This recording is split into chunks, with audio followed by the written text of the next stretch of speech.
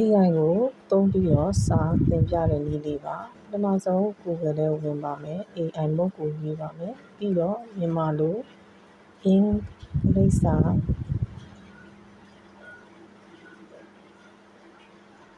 လေ့လာခြင်းလို့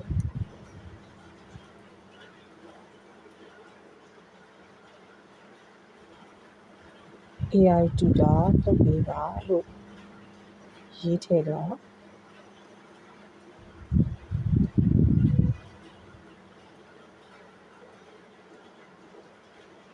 အဲ့ဒါဆိုရင်သူကမေးခွန်းလေးတွေနဲ့